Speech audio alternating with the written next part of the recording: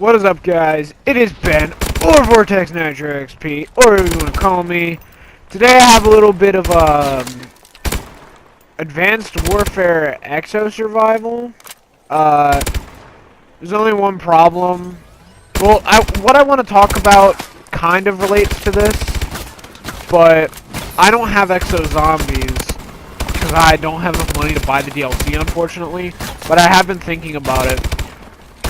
But anyway, what I wanted to talk about was how is zombies going to be impacted in the next Treyarch title.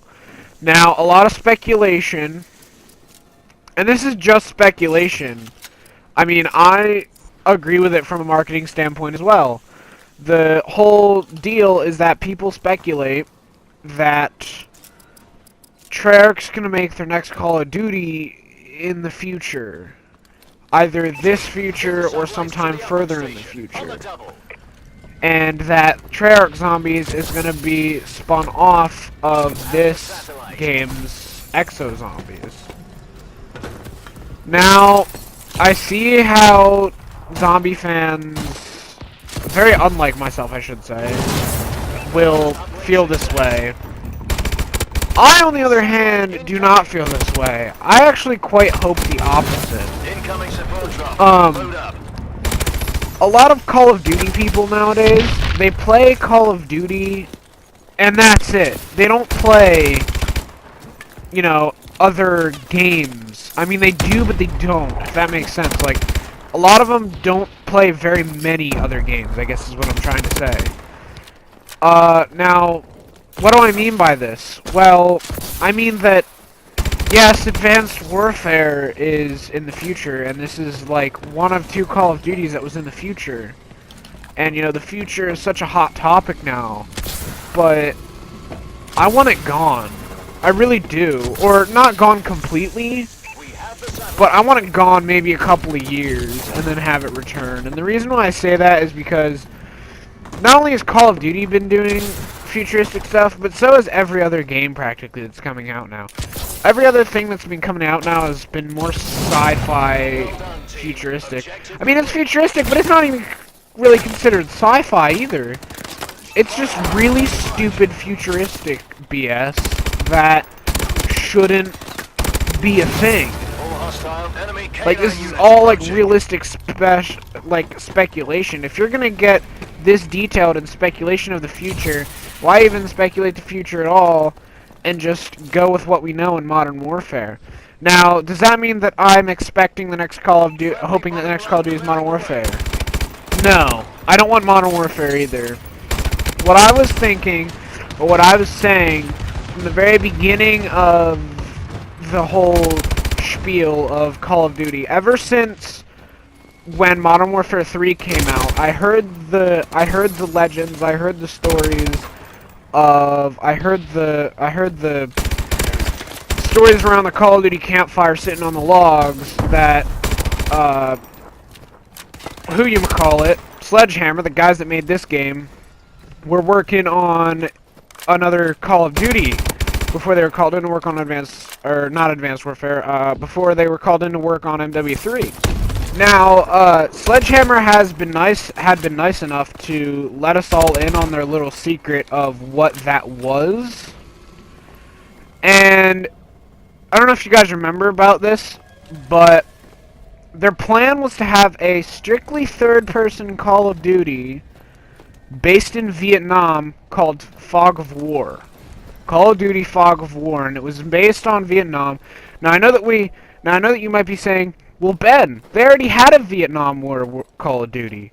Black Ops, the first Black Ops, was heavily influenced by the Vietnam War. Well, you have to look at it this way. Probably 4 of the missions during, not even 4, more like just 1 or 2 of the missions in Black Ops were actually on the battlefield,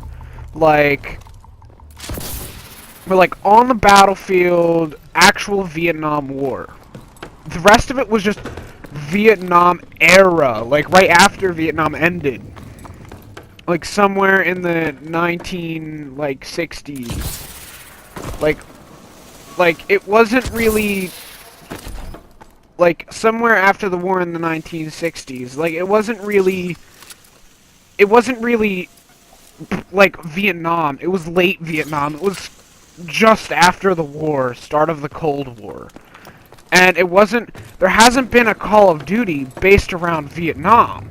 Enemy drone units inbound. Like, and everyone says, well, when you think of Vietnam, you think of the Cold War, and that's what the past Call of Duties, like Black Ops, have done. Yeah, but I'm talking about a Call of Duty that was like World at War in the aspect of, you know how in World at War you played as Miller, following Sergeant Roebuck, Sergeant Sullivan, and Polanski through their ventures, and then, spoiler alert, if you haven't played World at War, go ahead and skip through it a little bit, but it's kind of early in the game. Then Sullivan gets killed by a, you know, he gets killed by a Jap, or Japanese, and then, you know, all this other stuff happens. Well, that's kind of, and you can actually choose whether to kill Roebuck or Polanski, and a lot of people didn't know that. They just thought that Roebuck died either way. But the truth is that you could pull off a little bit of a glitch that let you pull up your gun a few seconds earlier in the cutscene, and you could actually shoot the guys around Roebuck instead of the guys around Polanski. But anyway, that's not the point. The point is that I'm talking about an actual Vietnam Call of Duty, like in the heat of battle, with, like, you know, some new protagonists, maybe some cameos from Woods or Hudson or Weaver, or Mason even. Some cameos in from that. Oh yeah, Bowman, don't forget Bowman, you know. But, like, none of this SOG crap.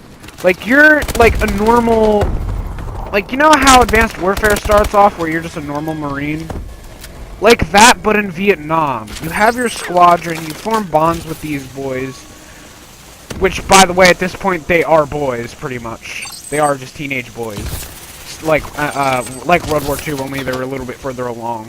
But, like, these teenage boys, you just develop a bond with them, and as they get older, they you know, they do other things. And that's the best part about creating a Vietnam-based game, and that I'm surprised developers haven't seen yet. You can actually, this is one of the very few things you can actually cast teenagers to play.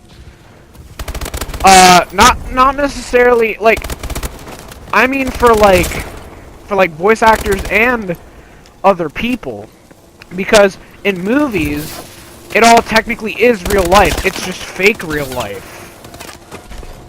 So, obviously that can raise some controversy. Oh, you're shooting, just teenage children. You're shooting practically children in this movie. But video games are a lot different. Video games are fake real life, but they're not just fake real life. They're digital. Everything's fake. Like, in a movie, you have actors that are real and props that are real. It's just the special effects are fake. But in a video game, everything's fake. So you could actually cast teenagers to be the mocaps and be the faces. You can cast teenagers to be the voices, and you might face controversy here or there. But I mean, it's not near as much as a movie killing off kids would be.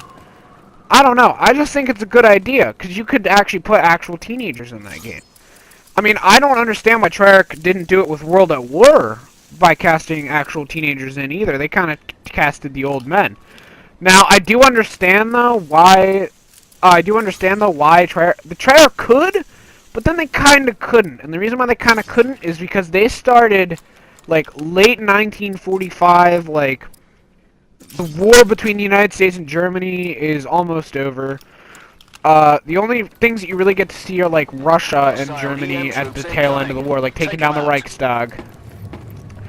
And then you get to see the Pacific, which the Pacific wasn't a really big, like, hindrance. By the way, this is one of the stupidest moves I've ever done. But the Pacific wasn't really the main theater of battle until after the Reichstag was completed. I don't know. I'm not saying it should be entirely third person either. It could have some first person elements. But let me know what you guys think in the comments.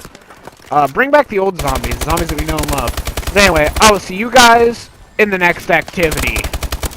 Bye-bye.